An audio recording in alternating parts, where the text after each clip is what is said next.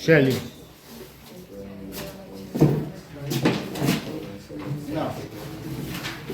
Question दिया है, second part कह रही हूँ क्या, सेकंड क्वेश्चन ठीक है। अच्छा ठीक, तो फैक्टराइज करना है। Factorise a square plus B square minus 2ab minus ac plus bc, ये दिया है। तो अब देखो इसको खोल दीजिए, तो a square plus B square minus 2ab है, और ये क्या होगा बोलो, क्या प्लस 2ac, देखो प्लस नहीं हो जाएगा, और ये यहाँ गया तो क्या होगा माइनस 2bc। अच्छा ये बताओ मैम ये किसका फार्मूला है, a प्लस बी का a माइनस बी का होल स्क्वायर। अच्छा इसमें से यदि मैं 2c कॉमन ले लूं तो ये क्या बनेगा a माइनस बी। अगर इन दोनों में से मैं a माइनस बी बाहर ले लूं तो इसके पास क्या बचेगा a minus B a minus B, और फिर इसके पास क्या बचेगा c ये।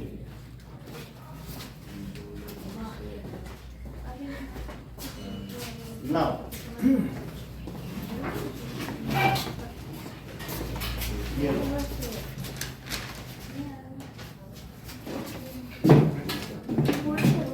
बात नहीं करो। 26 question, find percentage composition of C12H22O11 क्या होती है सुक्रोज, ठीक है।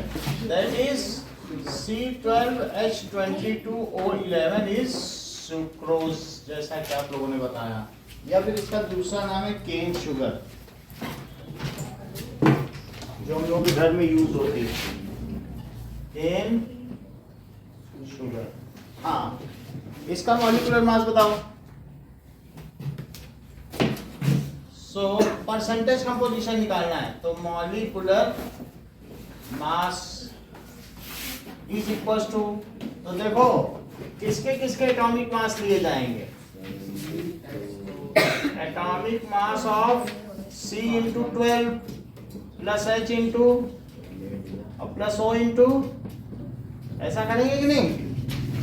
तो C का कितना होता है 12 इंटू 12 और 1 इंटू 22 और प्लस 16 इंटू, तो 144 प्लस 22, 11 6 या 66, 11 176, इन सबको जोड़ो, तो 144 22 और 176 जैसे 12, दैट इज 8 8 से 14, और ये 342 ये 52, देखो 7 8 8 से 14, so this is 342 176, ठीक है 342 हो गया U। अच्छा ये बताओ इसमें कार्बन कितना है Arvind, so percentage composition of carbon बताओ। That is mass of carbon upon molecular mass और into 100। तो बताओ कार्बन का मास कितना है 144, नीचे क्या लिखा जाए Noel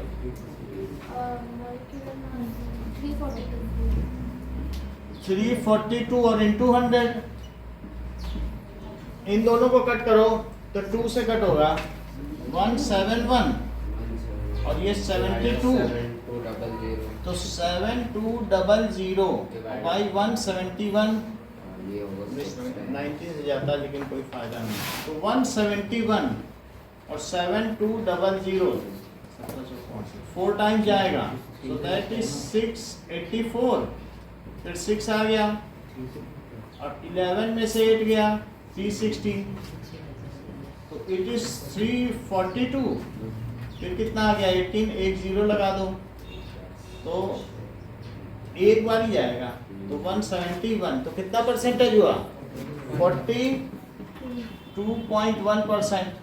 now percentage of hydrogen कुमकुम, इसके लिए हमें लिखना होगा mass of hydrogen upon molecular mass. तो कुमकुम बताइए ऊपर नीचे क्या क्या वैल्यू डालूं? 22/342 क्योंकि ये तो 22 ही है और अपॉन 342 और इंटू 100, इन दोनों को 2 से कट करो तो 171, तो 1100 अपॉन 171, जरा 171 करिए 102, 6 बार चला जाएगा, 6 टाइम्स 6 1 is 6, 6 7 जा 42 और 6 1 is 6 तो 10 आ गया। अब देखो तो कितना बचेगा 74 और 0, अब देखो तो 4 684, फिर कितना बच गया 6 से 16 56, तो अब कितनी बार तो 6.44 percentage of oxygen. That is एक तो तरीका है कि फिर से ऐसे लगाया जाए, उत्कर्ष दूसरा तरीका क्या है? 100 से वो भी कर सकते हो। So that is 100 minus percentage of carbon और plus percentage of hydrogen. So 100 minus 42.1 और प्लस 6.44, उसका ट्रेंड कितना है 9 है 90 आता है। इसको थोड़ा और कर लें, अगर 9 आएगा तो भी 90 से कुछ नहीं होगा। 51.46 कितना आया? 51.46 लिख लो।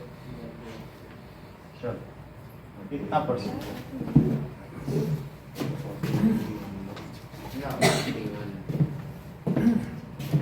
What does it mean by reflection of sound? Naman. Phenomenon of bouncing back. Of sound waves when it hits some hard object. It changes direction and goes to. It changes direction and goes to the same medium. The phenomena of bouncing back of sound waves into same medium when it hits some hard object. Phenomena of bouncing back of sound wave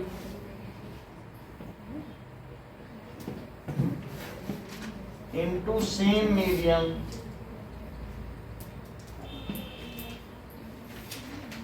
when it hits some object. अच्छा, क्या अगर अभिषेक किसी hard object से टकराएगा तो सारा का सारा sound wave उसमें से रिफ्लेक्ट हो जाएगा कि कुछ उसमें भी ट्रेवल करेगा? Absorb हो जाएगा। एब्जॉर्ब हो जाएगा, क्योंकि साउंड वेव तो सॉलिड में ज़्यादा चलता है और इसी वजह से साउंड वेव एटीन्यूएट हो जाता है। इसी चीज़ से जब टकरा के आएगा तो थोड़ा, क्योंकि तुम किसी के कान के पास घंटा लगाओ हथौड़ा मार दो तो क्या उसके कान में कुछ नहीं होगा? उसमें जो वाइब्रेशन आपने इम्पार्ट किया तो वो उसने तो उतनी एनर्जी ले ली ना। तो इस तरीके से क्या होगा कि थोड़ा उसमें चला जाता है, थोड़ा रिफ्लेक्ट होता नहीं। पहाड़ के पास आवाज़ तेज बोलो तो धीमे आती है। तो ये नेक्स्ट देखिए। Okay, describe an activity to study the reflection of sound. So कोई एक्टिविटी बताओ जिससे हमें पता चल जाए activity for the reflection of sound. So if when we Drop a stone from a certain height to a pond. ये ठीक है, when we drop some stone to well, then we hear the splash of sound after some time. It is the application of reflection of sound. If some stone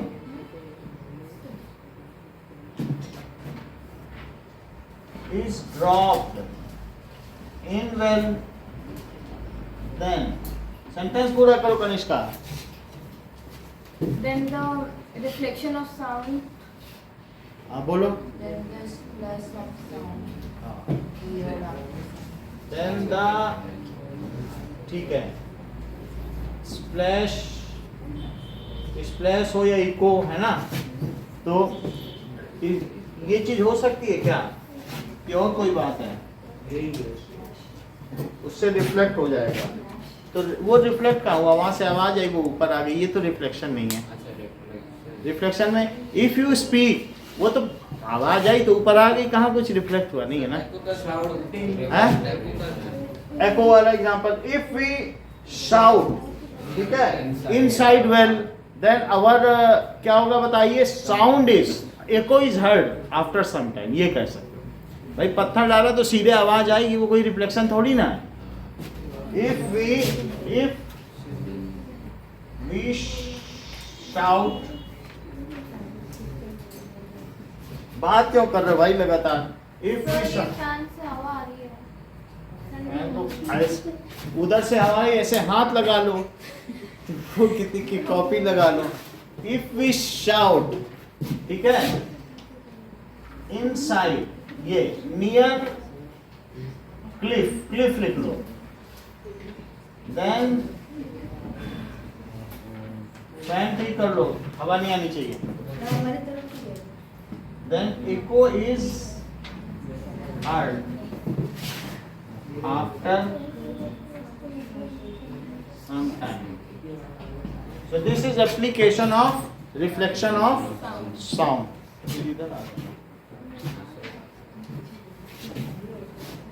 अब देखो, next is state the law of reflection of sound.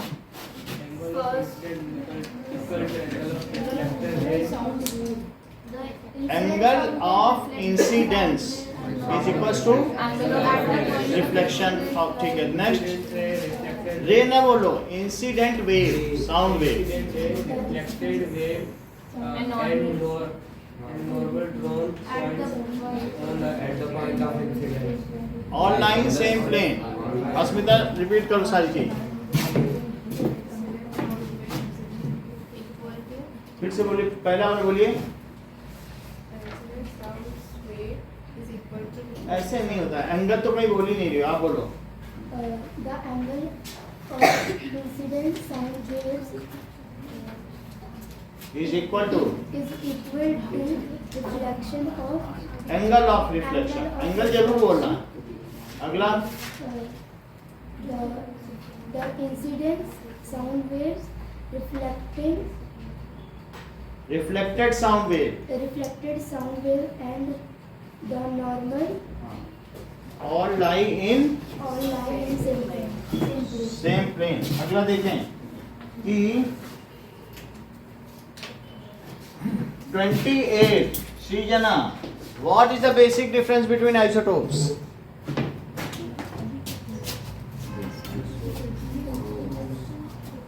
बहुत दिनों बाद कोई सरल question मिला तुमसे पूछने के लिए, तो हिम्मत ही नहीं हम जुटा पाते थे, आज मिला, आज बता दो, इससे आसान नहीं आएगा।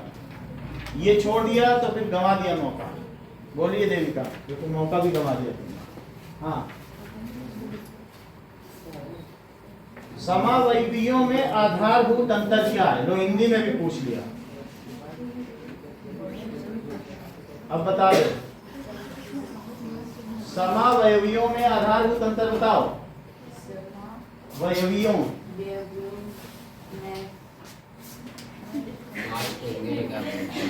Isotopes are atoms of same element having different same atomic number and different यही लिख लो, देखो था ना आसान। So isotope of any element have same atomic number but different atomic mass. Of any element have same atomic number but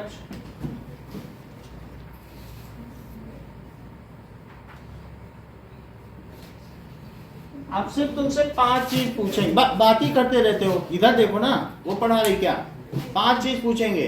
क्या isotopes में protons के number same रहते हैं? न्यूट्रॉन के, इलेक्ट्रॉन के, केमिकल प्रॉपर्टीज, फिजिकल, गुड। आगे देखते हैं। चलो आइसोटोप्स के बारे में समझ में आ गया। नाउ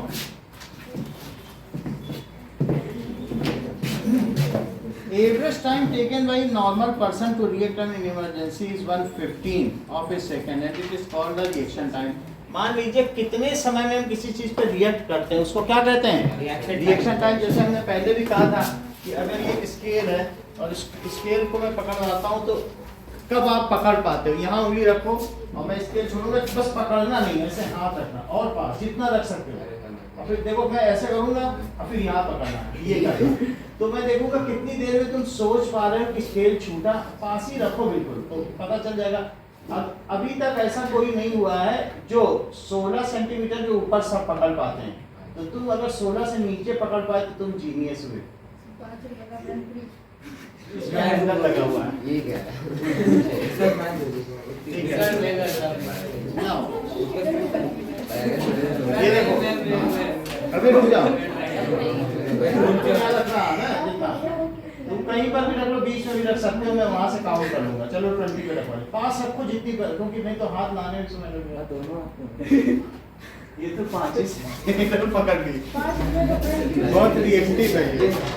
सो द टाइम देखो, time to see, to analog and to execute, तीनों चीज आ गई। The total time taken to सी।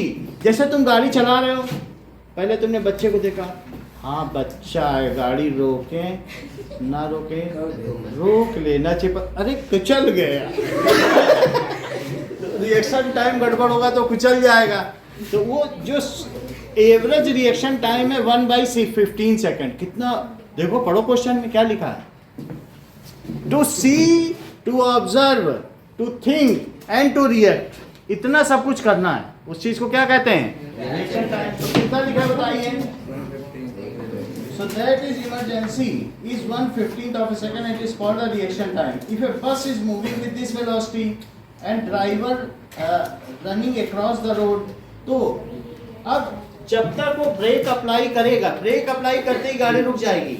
लेकिन क्या देखने के 1/16 सेकंड तक वो बस को आगे बढ़ाता रहेगा?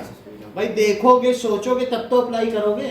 तो उतना, यानी अगर स्कूल है तो स्कूल के कितने पीछे स्पीड ब्रेकर बनाना चाहिए कि जहां पर वो पहले से ही धीमी कर ले, क्योंकि वहीं पे सामने बना देगा तो रिएक्शन टाइम तक तो गाड़ी आगे चल जाएगी, फिर कुचल जाएगा बच्चा। तो वो ये कैलकुलेट किया जाता है कि 1/15 सेकंड में, और वहाँ स्पीड लिमिट कितनी रखनी चाहिए, तो गति सीमा भी रहेगी कि इस स्पीड से चल रहा हो तो 10 मीटर चल पाएगा और 10 मीटर आगे स्कूल, यहाँ स्पीड ब्रेकर लगाओ। ऐसे रेंडमली नहीं बनाया जाता है। उसी पे बहुत अच्छा क्वेश्चन है। तो जब भी स्पीड ब्रेकर बनाया जाता है तो एक इंजीनियर को बुलाया जाता है। हो सकता है इस क्वेश्चन को करने के बाद तुम्हें ही बुला लिया जाए ना। फिर इधर ध्यान दीजिए। सो क्वेश्चन में क्या पूछा गया है? बस किस स्पीड से मूव कर रही है? तो how much distance has the bus move with the reaction time of driver was 1.2 second under the influence of alcohol. वैसे तो 1/15 सेकंड में ही उसे ये काम कर लेना चाहिए, लेकिन चूंकि वो ड्राइवर नशे में धुत था तो उसने हाफ सेकंड में ये काम किया। तो हाफ सेकंड में उसकी गाड़ी कितनी चल रही होगी? तो क्या लिखा है बताओ। तो reaction time, how much distance the bus has moved if the reaction time is 1/2 second. So बोलिए डिस्टेंस का क्या फार्मूला होता है? Speed into time. सो आप उसकी स्पीड कितनी बताइए? 60 किलोमीटर पर आवर। लेकिन 60 किलोमीटर पर आवर है और टाइम कितना है? Half second. ऐसे भी लिख सकते हो, इसमें गलत नहीं, लेकिन दोनों जगह यूनिट को अब यहीं ट्रांसफॉर्म कर लो। ये नहीं कि अलग से नहीं करना, यहीं भी लिख सकते हो। अगर देखो अब इसे क्या लिखो, 60 × 5/18 और मीटर पर सेकंड। बोलो समझ में आ गई बात? और हाफ सेकंड यहाँ भी लिखने की सुविधा है, अलग से ना करो, यहाँ भी कर सकते हो, लेकिन सब कुछ लिखना पड़ेगा फिर यूनिट। अब ये देखो, तो 2 से कट करो, 2 से कितना हुआ? 30 और 6 से काटो, 6 3 जा 18, तो that is 5 5 जा 3, तो this is some 8 point 10 बचेगा 1,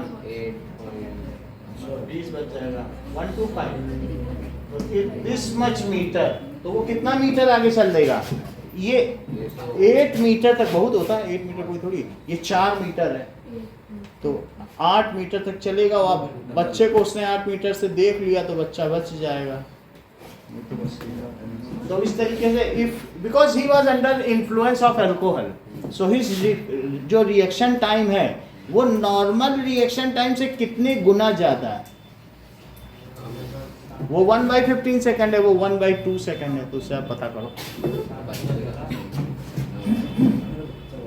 अब देखिए, सो दिस मच डिस्टेंस क्या लिखोगे, आफ्टर सीइंग द बॉय, ठीक है, he will travel up to this before he applies brake, brake लगाते ही गाड़ी रुक जाएगी। 50/3 होगा, हाँ 50/3 होगा 50 है सर, तो फिर 2 से तो कटी 50 कहाँ है सर, वो मतलब वो 6 से काटने पे 60 10 हो जाएगा ना, वो 60 10 6 से काटेंगे तो फिर से देखो कहीं कुछ गड़बड़ हुआ है क्या। सर वो 18 और 60 को 6 से काटते हैं 6 से काटोगे, अच्छा तो ये 3 हो गया और 10 और ये 10 हो गया और 50/3 आ गया ना। 2 कहाँ से कटा, 2 2 चलो 10 कोई से बात काट दिया ना। अभी नहीं कटा है कहीं, तो 50/6 ना, अब सही है, और दैट इज 25/3, अब ठीक है, ये ठीक है। अब देखो नाउ, सो ड्राइवर उस बेबी बॉय को देखने के बाद कितनी गाड़ी आगे बढ़ा देगा, 8 metre, 8.1 okay. After all now suppose you go to up to a tower 80 meter high, हाँ बोलो दिक्कत है तो मैं बंद कर रहा हूँ, है ज्यादा दिक्कत, बंद करो भाई अपने, या उधर कर लो, ऑसिलेशन पे कर लो, ऑसिलेशन पे भी दिक्कत नहीं है, कभी कभी आएगी, नहीं बंद नहीं करना तो ऑसिलेशन पे कर लो ना, कभी कभी हवा आएगी उसको, नहीं कमल पे जाके बताएंगे। चलो ये ठीक है। लड़कों को कब तक दबाया जाता रहेगा, ठीक है। इधर देखो, now that is suppose you go to a tower 80 metre high and throw a ball horizontally with a velocity, what will be the shape of the path followed by ball? Divya, अगर तुम 80 मीटर हाई टावर पे गए हो और वहां से ये tower है और ये इस तरीके से यहाँ तुमने बॉल फेंकी, तो बोलो अगर ये बॉल फेंकी तो इसका कैसा पाथ होगा, ट्रेजेक्ट्री कैसी होगी, बोलो। It will follow A parabolic path, कैसा पाथ होगा, पैराबोला, ठीक है कि नहीं। तो मान लीजिए जैसे एक कोन है, अब कोन में अगर तुम इस पोर्शन को कट कर दो तो कट करने के बाद ये कैसा पोर्शन बचता है, कैसे बचेगा, ये पोर्शन पैराबोला है। ऐसा कोन जैसा रखा हो केक और चाकू मारो और जो कट होके आए वही पैराबोला। खट से, चाकू से, तलवार से लोग नहीं केक काटते वैसा, दैट इज पैराबोला। तो सुनो, the trajectory of any ball throne upward at any inclination is always parabolic. Repeat करो, प्रोजेक्टाइल जो फेंक दिया जाए वो प्रोजेक्टाइल है। द ट्रेजेक्ट्री ऑफ प्रोजेक्टाइल,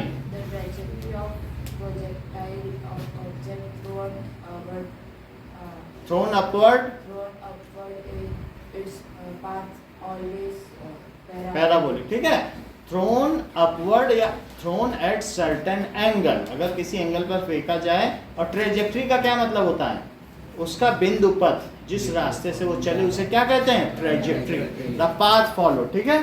तो इसलिए इसका पाथ कैसा होगा, पाथ फॉलोड बाय स्टोन या ball, by stone under gravity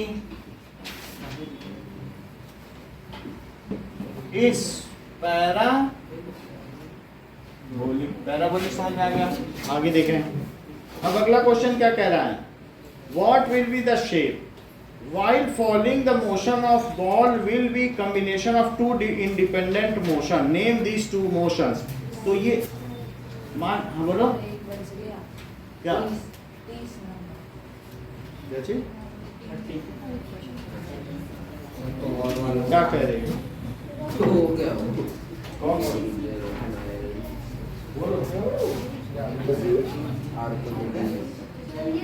और तो चलो क्या बात इतनी बात समझ आ गई। इसकी हाइट कितनी है पहाड़ की 80 मीटर। तो अब इस ये किन दो इंडिपेंडेंट मोशन का सम है त्रिशूल बोलो। एक वर्टिकल मोशन है, वर्टिकल मोशन में तो कोई इस पर क्या नहीं लग रहा है, कोई भी फोर्स नहीं है, वर्टिकली तो सीधा जा रही है, लेकिन जो इसका डाउनवर्ड मोशन उस पर ग्रेविटी लग रही है, उसी के इफेक्ट में ये ऐसा पैराबोलिक आ रहा है, क्योंकि सीधा आ रहा है लेकिन ग्रेविटी लगते लगते वो नीचे नीचे आता भी जा रहा है। तो ultimately it is effect of which two motion बोलो बताइए। हाँ that is downward motion under gravity। देखो so it is combination of two motion। पहला जो हॉरिजॉन्टल है, हॉरिजॉन्टल में तो कोई फोर्स नहीं लग रहा है, ये वाला है तो हॉरिजॉन्टल मोशन ठीक है विद नो फोर्स, उस पर कोई फोर्स नहीं है। और सेकंड क्या है बोलो, ये डाउनवर्ड मोशन अंडर ग्रेविटी। इतनी बात होगी, आगे बढ़िए, बस इतना ही बोला गया। आगे देखो, give reason an iron nail sinks in water but a ship made of iron floats। So that is due to the special design of ship, it never displaces। मतलब ये क्या होता है कि ये जो अपने वेट के बराबर तो करेगा ही, डिस्प्लेस करेगा, ठीक है। सो ये it special design and the Archimedes principal, it never sinks। However, nail always displaces water less than its weight। हमेशा लेस देन वेट, जितना पानी हटाएगी उतना थ्रस्ट लगेगा, अपने वेट के बराबर वो हटा ही नहीं पाई, क्योंकि वो पानी से 8.9 टाइम्स डेंसर थी, तो वो उसकी डेंसिटी ही इतनी ज़्यादा है पानी से। वाटर की डेंसिटी 1 ग्राम पर सेंटीमीटर क्यूब है कि नहीं। और 9th की बुक में क्वेश्चन ही आयरन पिलर वाला तुमने पढ़ा था जो, तो उसमें देखा था 8.9 होती है उसकी डेंसिटी। तो iron never displaces water equals to it weight, या ये कह देना iron displaces water less than its weight. So अगर hence there is less upthrust than its weight, so it sinks. फिर से सुनो, अभी त्रिशु बता रही है, अब फिर ना कहना, हाँ बोलो बेटा, वो उतारने में ही व्यस्त है। फिर से आप बताओ। Iron displaces less water than its weight because the upthrust. So iron displaces less water than its weight, so there is a net downward force acting on it। भाई जितना पानी हटाएगी उतना ही तो अपथ्रस्ट लगेगा, और वेट ज्यादा है अपथ्रस्ट कम है, पानी उतना थोड़ा हटाया, 9 गुना ज्यादा वेट था, पानी 1 गुना ही हटाया। फिर से सारी बात बोलो। Iron displaces less water than its weight, so the upthrust acting on iron nail is less. So there is net downward force acting on it, so it sinks। However, for ship It has this different due to its special design, ठीक है। तो इस पे क्या होगा, it manage to displace, भारी है लेकिन ऐसा कटोरी बना दिया, अब कटोरी पूरी डूबे तो उसके अंदर तो हवा भरी है ना, जब उसका रिम से पानी जाएगा तो due to its special design it manage to displace. ऐसा नहीं ये कम करेगा, वो बहुत भारी है, लोहे का, क्रोमियम का, टाइटेनियम का, हजारों टन कशिप है। लेकिन चूंकि कटोरी नुमा है, कटोरी को पानी में डालो तो कटोरी अपने वजन के बराबर हटा लेती है, फिर भी बची रहती है। और भी 2 रसगुल्ला रख दो, जब भी और डूब के भी ऊपर ही रहेगी। उसका जो ब्रिम है ना, मुहाना, वो तो पानी के ऊपर, वहीं से पानी जाएगा। तो उसकी स्पेशल डिजाइन हुई कि नहीं? Due to special design the ship displaces water equal to its weight, so net upthrust is equals to weight and it floats without sinking। अब रिपीट करो, अब देखो हर चीज समझा दी। चलो कोई बात नहीं, देविका आप बताओ। Divya. Due to special design of the ship, it displays water equals to its weight, but अभी लिखा नहीं, लेकिन सुनो, सुनने की आदत डालो। ये लोग बोलते हैं ना, लिखने में ज्यादा ध्यान मत दो, ध्यान से सुनो, पकड़ो जो आपस में साथी तुम्हारे बोल रहे हैं, बोलो। but the net displacement, the net बस इतना ही बोलो, नेट नहीं। It displaces water equal to its weight, so it floats without sinking. It is due to arching displacement. इतनी बात समझ में आई मैम? अब दोनों बात बोलो जरा, पहले मेल वाले कोई भी बोलो पहले। nail displays water less than its weight, so the upthrust is less than its weight, so it will sink. बहुत अच्छा। In ship, due to special design, it displays equal water than its weight, so it will float without sinking. सही है, बहुत अच्छा। एक बार प्रश्न। nail sinks in the water because it does not displaces water. अमन बोलो जरा। Iron nail displaces less water than its weight, so it experiences a less upthrust than its weight, so it sinks. Because of ship's special designs, it displaces water equal to its weight, so it floats. बहुत अच्छी बात है, समझ आ गई बात? अब जरा देखो, नाउ ओके,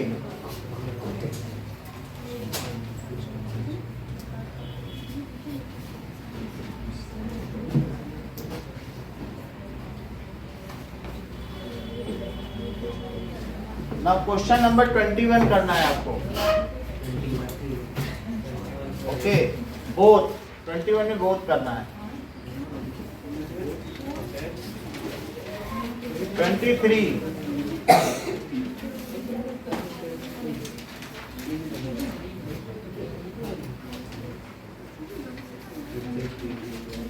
और 25 26 चार क्वेश्चन। Sir, 26 में 25 में भी दोनों है।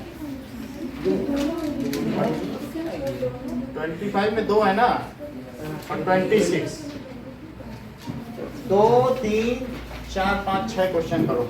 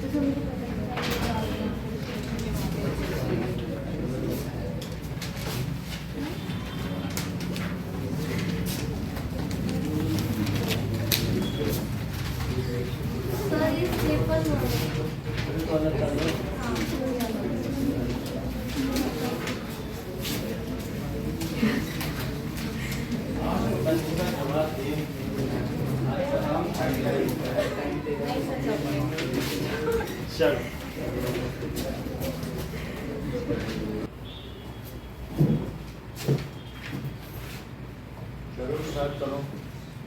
31st, the velocity time graph of a ball moving on a surface of floor is shown in figure. Calculate the force acting on ball if mass is 100 ग्राम। तो यहाँ क्या दिखाया गया है? क्या वेलोसिटी बदल रही है? 1 2 3 4, and that is equals to 10 कहाँ पे हो जाती है, चेक करो, 2 पे हो जाती है क्या, यहाँ पे 10 और फिर इसी तरह से 20 कितने में हो जाती है, तो 4 में 20। इससे क्या पता चलता है कि इनिशियली ये तो लीनियर है, तो as the VT graph is linear so it is a case of uniform acceleration as Sir, हाँ बोलो, वीटी ग्राफ लीनियर है so it is a case of uniform acceleration.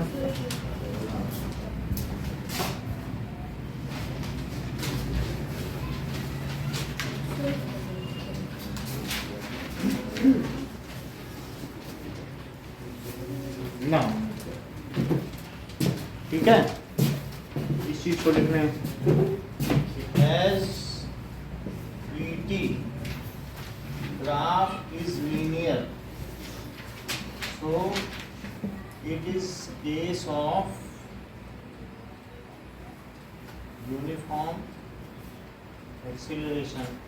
तो अब हम देख रहे हैं कि u तो 0 मीटर पर सेकंड है और v कितना है 20 मीटर पर सेकंड है और टाइम कितना लिया गया है क्या 4 सेकंड, तो 4 सेकंड, तो एक्सीलरेशन क्या हो गया v minus u by t that is 20 minus 0/4 that is 5 metre per second square. तो फोर्स क्या हो गया एम ए, तो मास और एक्सीलरेशन की वैल्यू डाल दें तो आपको पता चल जाएगा व्हाट इज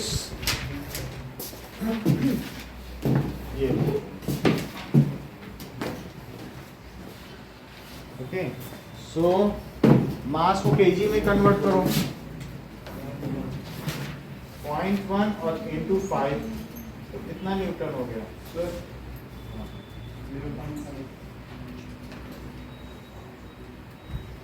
0.5 मीटर फोर्स। तो लिखना पड़ेगा ब्रैकेट में सेकंड टर्म है, हाँ लिखना है, ये तो लिखना पड़ेगा। Now, F is equals to ma, that is Newton's, हाँ एक minute, second law of motion. तो इसमें मास एंड एक्सीलरेशन रख दो। मास हो गया 0.1 kg 100 ग्राम, हाँ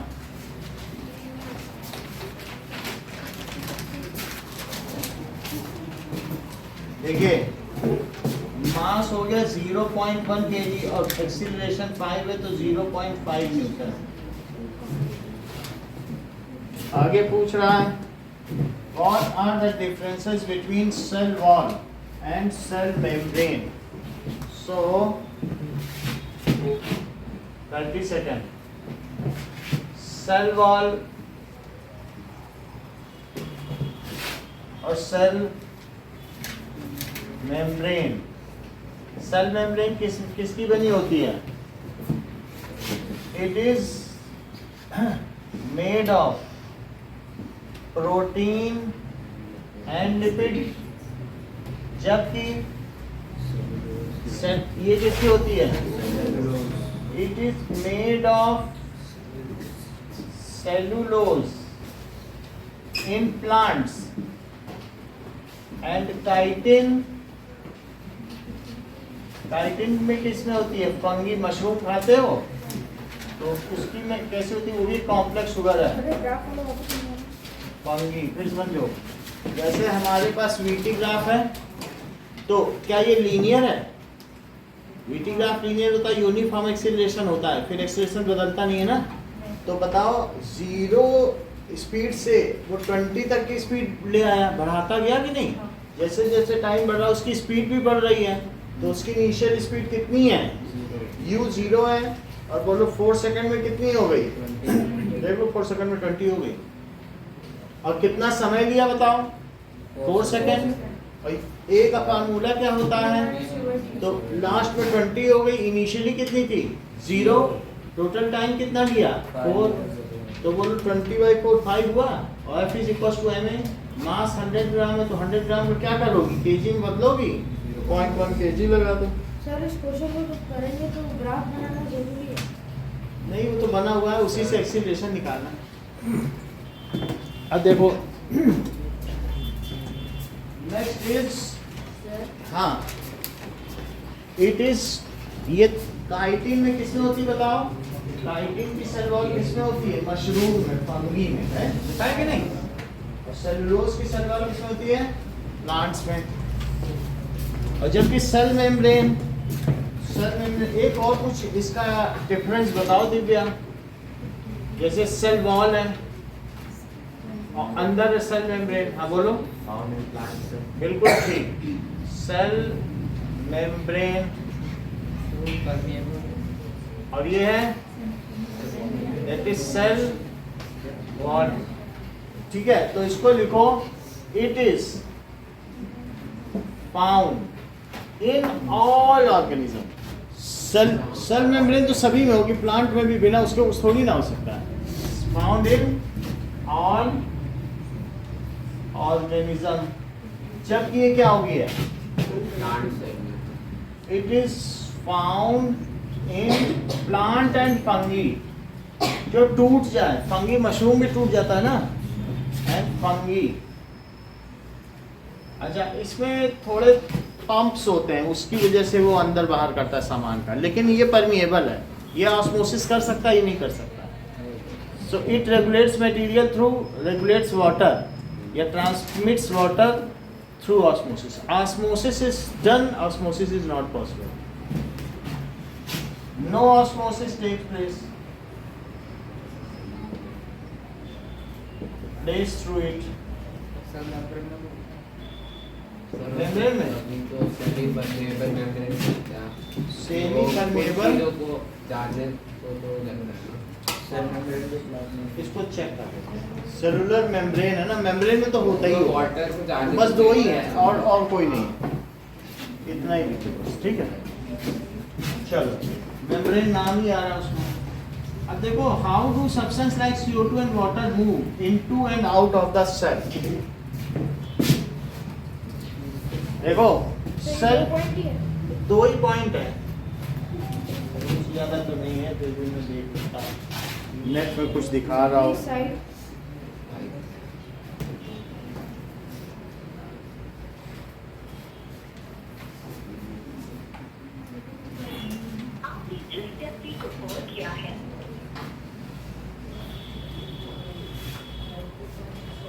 प्लांट्स एंड के बाद क्या लिखा है? फंगी, काइटिन, काइटिनस होती है। EIN. हेलो, हाँ फोन किए?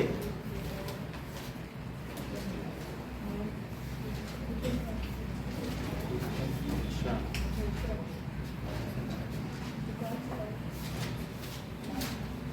ये गलत है, deleting करना होगा। Post करना नहीं। हाँ कहाँ पे है वो? Flipkart.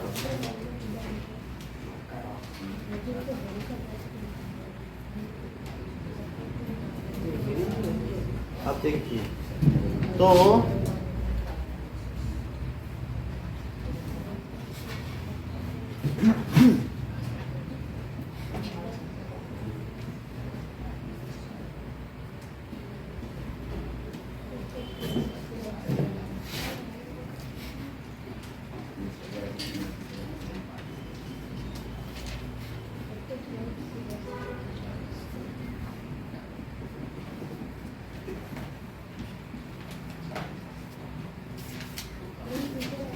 difference between cell wall and cell membrane.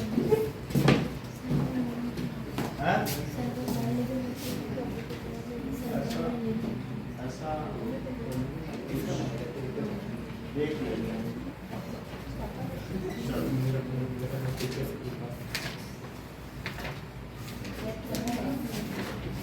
Now,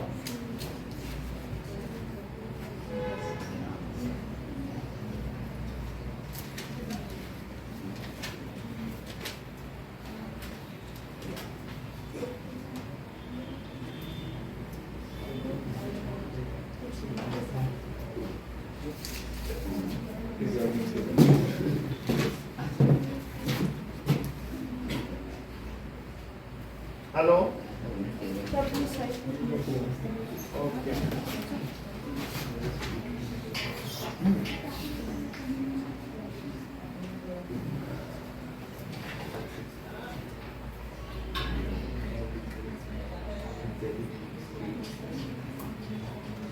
nine two nine nine two six 929926 हाँ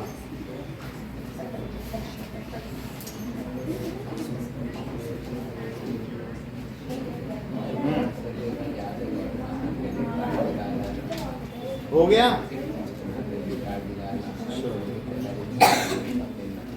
Now.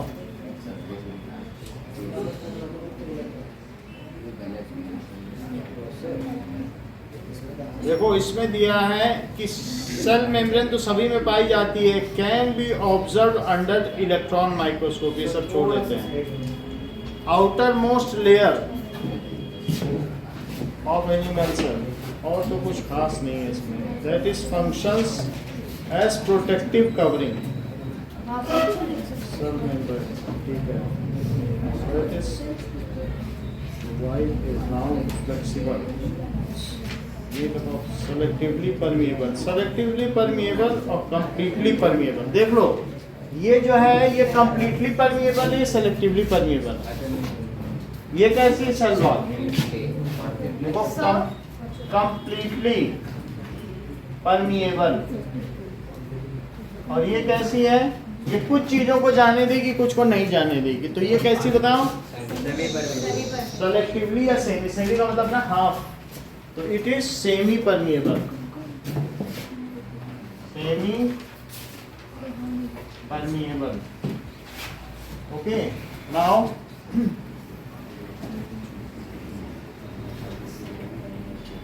जो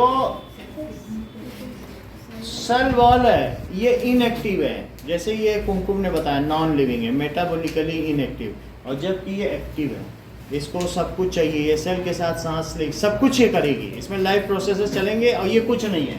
तो ये कैसी है सेल वॉल? कैसी बताइए? सेल वॉल इनएक्टिव है और ये एक्टिव, इट इज इनएक्टिव, और ये it is metabolically active.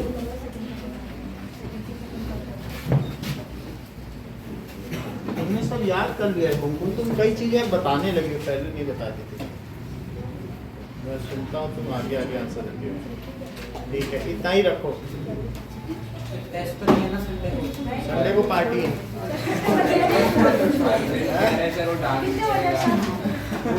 Party जितने बजे नाश्ता आ जाएगा 11 बजे।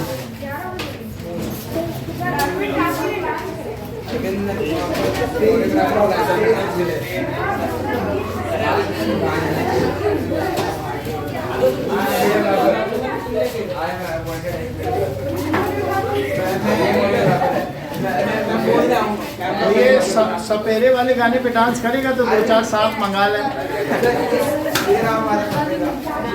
ये